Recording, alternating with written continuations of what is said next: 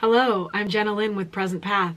I'm an intuition coach and a tarot reader, and I love sharing the cards as a way to access our intuition. Today I want to offer you a tarot improvisational practice. This is a great practice for a beginner mind who's not trusting themselves with the cards, as well as a mastermind, someone who really knows the cards, who wants to access back into that channeling feeling.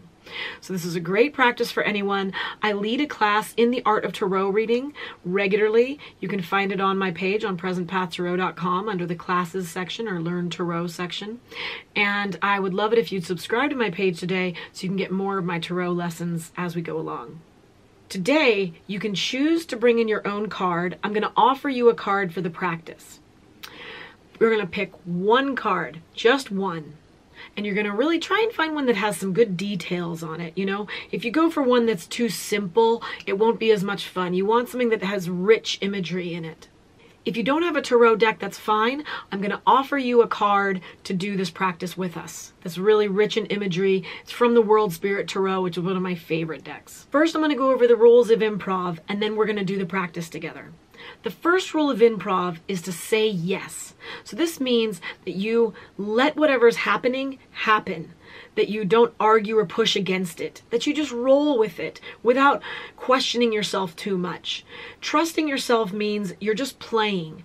Don't take it too seriously. You're just looking at a card, you're looking at an image, and you're letting it speak to you with the metaphors and meanings that are just coming for you in this moment.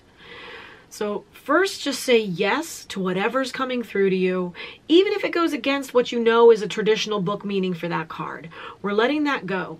One thing about reading cards is that they have layered meanings. So you might be getting a symbol that's coming through for you that has nothing to do with the card, but that message is for the person you're reading for. And then on top of that, the actual traditional meaning of the card also plays a role in the spread. But the first step is just to let go and let it be about what's in front of you. And that's the place we start when we're reading. The next step is to say yes and.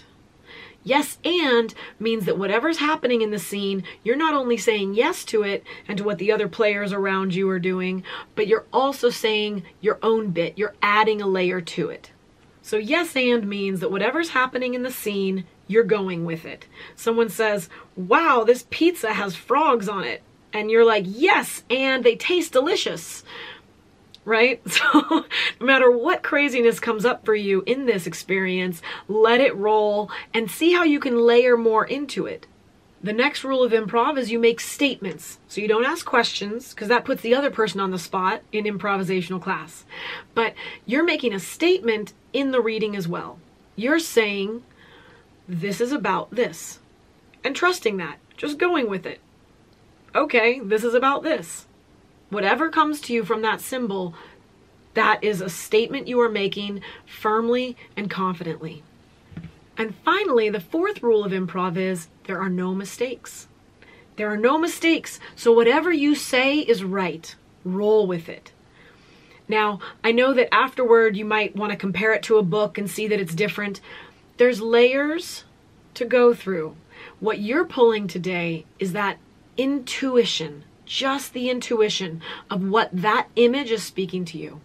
I offer classes in how to read the cards, and this is the kind of practices we do, as well as a really great system of decoding the tarot to break it down so that you can easily access the book meanings as well.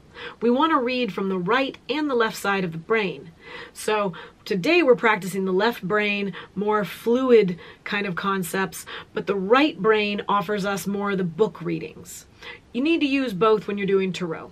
So we're going to start. I want you to go and get your deck and choose a card. And if you don't have a deck, the card we're going to use today is from the World Spirit Tarot, one of my favorite decks. So remember to pick a card that's really rich with imagery, really ripe with symbology. Okay, so to begin, we're going to start by just looking at the image. Just stare at the image and let your eyes drift across. What's happening in this image?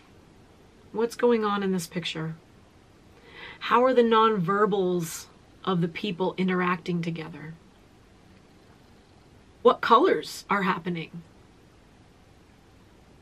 What does that color make you feel? How do you associate that color? What symbols other than people and nonverbals, what's going on with, what other symbols do you see? Kind of gazing across the various images.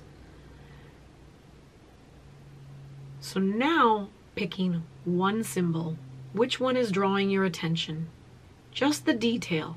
It can even be a little scribble in the picture. Zone out into that symbol. Let that symbol hold your attention and let yourself daydream into it.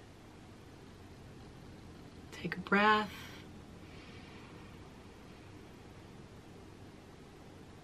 What does this symbol feel like to you? Does it look like something else than what it actually is? Does it remind you of something else? What associations do you make with this symbol from your life experience?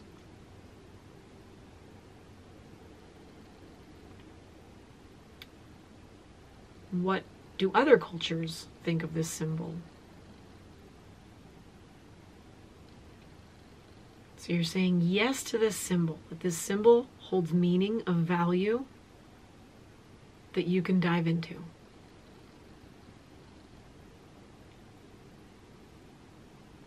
So now the yes and part is to say, what is this symbol doing in the bigger picture? How is this symbol playing a role in the story that's happening in this picture?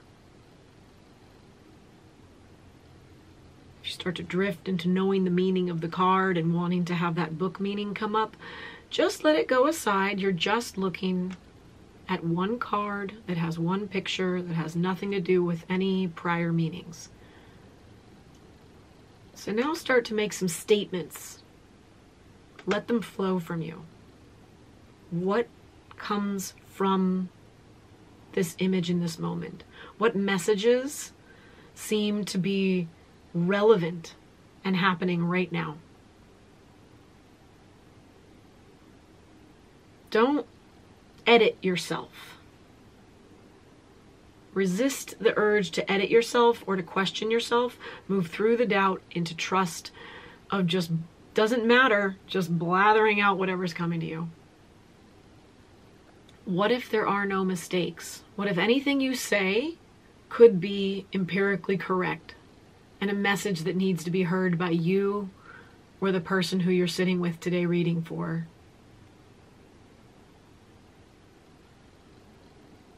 This is just a game and a way for you to let go and really access your inner subconscious knowing, your own clairvoyance, your own intuition. Symbols speak to a special part of the mind that lets go of reason and logic. So now pull back and look at the whole card and see if you want to integrate in anything you know about the card outside of that. Or pull a second card and say yes and to bouncing the symbols from one card into the other and seeing how they play off each other. What happens when you have a second card in front of you? What is the yes and of the first meanings and messages you found combined with the second meanings and messages that you found? Have fun with this. Keep playing with it. Let it be an organic growing process. And remember, it's important to know both the book meanings of the card and have the ability to channel. And when you're a beginning reader, it's actually kind of the juiciest prime time to be able to really tap into this unknown knowing, this clairvoyance. Symbols are a funny thing. They have personal meaning for you. You might have a very different relationship to a dog image than I have. And if you grew up in another country or have lived abroad, different colors might have different meaning for you. I lived in Taiwan, and so red has a color of joy meaning to me, while red in other places might represent sort of blood or brotherhood or whatever. So what does that mean to you? And how can you yes and yourself into trusting whatever's coming forth for you when you gaze into a reading? and let the symbols take you on a quiet little subconscious journey. This is a fun game to play with friends because you can look at the card together and yes and each other. You just never detract from what the other person said, you just layer meaning on top of it.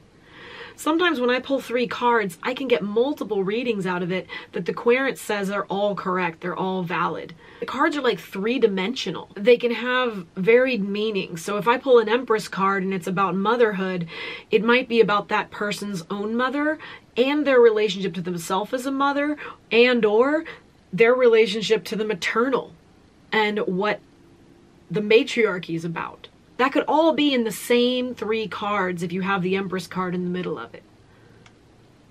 So it might be about my mom, it might be about their mom, and it might be about the mom. So letting yourself be open to explore what comes forth. Thanks for listening today. Please join my tarot reading class. This is the kind of thing we do, and you're going to get a huge amount of information for both the left side of the brain like this and the right side of the brain, where we go into the depth of decoding the cards so that you don't have to open a book anymore to know the original meaning of them. You can open it after to verify it, but you'll get a sense of like, I know this already, because you already know the cards. The cards are the book of life in a sense. So you already have access to them through life experience, and it's just making those interconnections. Thanks for listening today. Please subscribe to my page. Join me on PresentPathTarot.com so you can join my classes and my email list. So go play with the cards, explore your own relationship to the archetypes in the cards, and play with your own life mythos by looking at the cards and letting them speak messages to you that may not always make sense. Have fun.